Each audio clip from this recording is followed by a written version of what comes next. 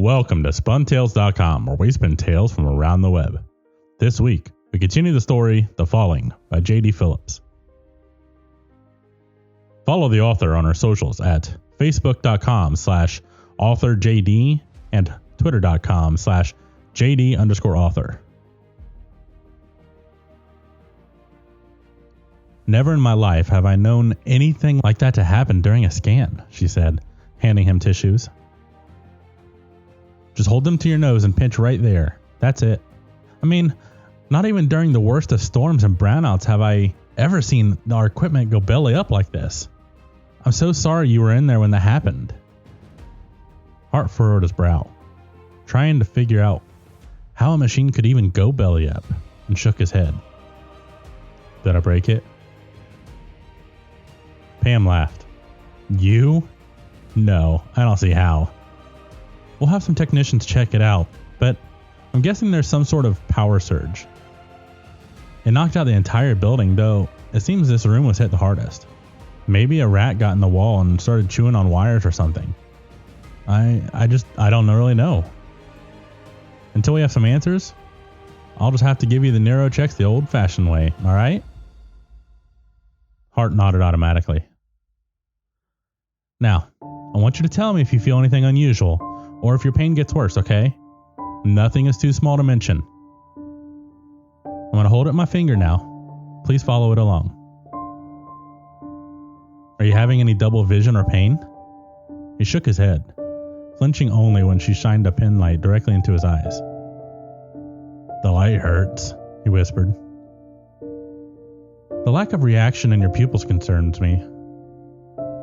I'd normally suggest we attempt a CT before sending you to your room, but I'm not sure if it's safe to assume it'll work properly, and I know tonight's been hard on you. Do me a favor. Squeeze my fingers, okay? What squeezing fingers had to do with the scans and rooms was beyond him, but he did as he was asked. Squeeze as hard as you can, she said. He squeezed harder. Squeezed until Pam's knuckles popped, and she unsuccessfully attempted to hide her pain. He quickly released his hold on her and apologized. He hadn't meant to do her any harm. He hadn't known the limits of his own strength.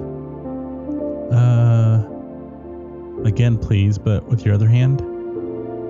Not quite so hard, though. He was nervous now. He was reluctant to grip her fingers at all, but he did as he'd been told, and gave a brief squeeze. They were both relieved when it was over. Now, hold your arms out in front of you and don't let me push them down, she said. It seemed like some sort of game more than a test. First, he kept his arms up as she tried to push them down. Then he touched his fingertip to hers before reaching back to boop his own nose. Pam looked pleased with his performance, and that in turn pleased him.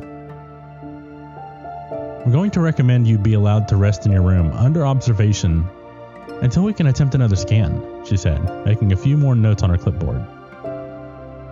But if you experience any changes or pain, again, no matter how slight, make sure you let one of the nurses know immediately. Do you understand? He nodded. All right then.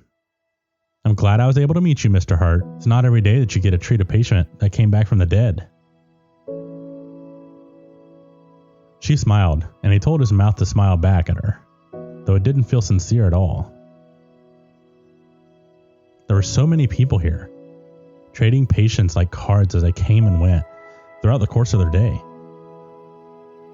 He couldn't possibly get to know them all, and they would never really truly know him. How could any of them help him figure out who he was and why he was here, if they kept leaving him on his own? He wasn't, fortunately, left alone for long. Rita soon appeared carrying a fresh cup of hot chocolate she'd prepared especially for him. She'd handed it to him once he'd made it safely into the wheelchair and smiled as he sniffed the cup. It never gets old, right? She asked. Some try to tell you it's only a winter drink or whatever, but I make it all year long. Same goes for ice cream too, you know. I don't care if it's snowing out. If I'm craving hot fudge, I'm gonna have a sundae. Hot fudge and sundaes sounded really interesting, especially if Rita placed him on the same level as hot chocolate. But of course, he couldn't say if he'd ever had either before. He focused on his hot chocolate, the feel of the warmth in his hands, the smell of it, the sweet, sweet taste, as Rita wheeled him into the elevator and took him to level 4.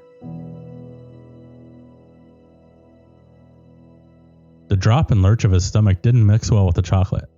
It kept churning even after the elevator had stopped, and Rita wheeled him out until the thought of taking another sip sickened him. He'd never felt like this before. Nauseous and weak, shaky. It frightened him. "This is bad," he murmured. Rita stopped pushing the chair and moved to face him. "What's the matter?" He put his hands to his stomach and pushed a wave of sick rising in his throat. "It doesn't like the chocolate." Rita made a face, half sympathetic and half dismayed, and took the cup away from him. "It's probably too much sweet on the empty stomach. Are you going to be sick? Can you make it to your bathroom?" How could he know he was going to be sick? What did being sick even mean? "I don't know," he replied. "Okay, well, just hang on, we're almost there." He held on to the armrest of the wheelchair while Rita pushed him a bit more quickly towards room 405. It was a small room with a single bed and a padded chair for potential guests to sit upon. The walls were bland beige with a mint green trim. The bathroom was directly on his left as Rita wheeled him through the doorway. "Do you need to go?" "Go?" "To the bathroom. If you need to use the toilet, it's best to do it before we get you settled in bed." He wanted to ask what he might need to use the toilet for, but instead, simply shook his head. His stomach was still achy, and he'd grown tired of the wheelchair. A chance to lie down and hide himself away from the lights and the general noises of the hospital was most welcome. "You're sure?" He nodded. "Has your stomach settled any? You still look uncomfortable." He shook his head. "I'd like to lie down," he said. Rita didn't particularly like his answer. She was thinking of the many other patients she'd cared for over the years that had said the exact same thing only to mess themselves in their bedsheets a short time later. She wasn't an uncaring person. He knew that. But she'd wanted to slap those people for their lack of sense. He hoped she'd never ended up wanting to slap him. She took him to the side of the bed regardless of her feelings, never once dropping the professional smile, and patiently waited for him to get on his feet and move toward the edge of the bed. Seconds later, he'd scooted back and positioned his head on the pillow, pleasantly surprised to find his bed was far softer than the others he'd been on. "I'm going to leave this trash can here in case you get sick," she said, fetching a small gray rectangular bucket.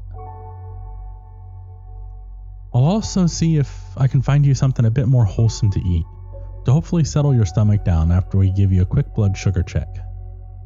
He nodded.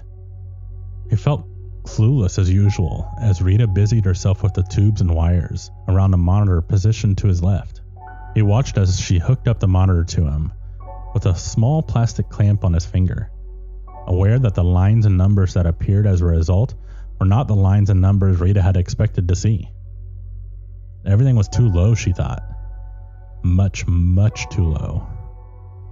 "This can't be right," she whispered, giving the monitor a whack with the palm of her hand. The monitor bleeped, sounding an alarm not as a result of her blow, but because of his numbers. The machine evidently believed he was in some sort of distress. He would be in some sort of distress sooner or later if the thing continued to make so much noise. "It's too loud," he said. Rita frowned, tapped a few buttons, and the machine fell silent. Hartt sighed, relieved, and settled his head back on the pillow. Rita was just as unnerved by the machine as he was, though for very different reasons. Her uneasiness remained well after she silenced the alarm. He felt it as if it were his own, but chose not to question her about it. "Would you like to watch some TV while I'm gone?" she asked, pulling a remote tethered to the tiny bed by a thick gray cord out into the open. "I know TV has always helped me take my mind off things." He stared down at the remote curiously, studying the buttons. A round speaker at the top, up and down arrows for the bed, and smaller arrows for speaker volume. He watched her press the power button and flinched as the monitor mounted against the room suddenly clicked on. Voices rose from the remote, matching the lips of the news anchor currently on the television. It only took a few seconds for the static to interrupt the transmission. The exact same series of blips and screeches he'd heard during the MRI. Rita shivered and slapped at the remote until she caught enough words of the news story currently underway.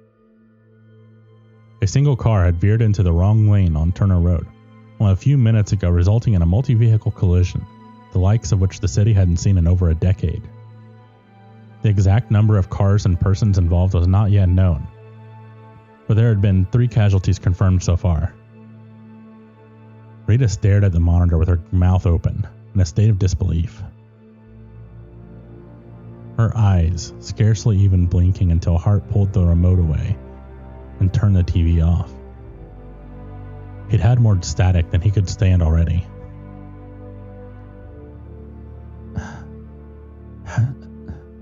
How did you know?" Rita eventually said. "No? You knew that was going to happen. I heard you earlier, when you told Randy not to take Turner home. How did you know?" He considered her question and then shrugged. "I don't know, but it's all right," he said. He listened,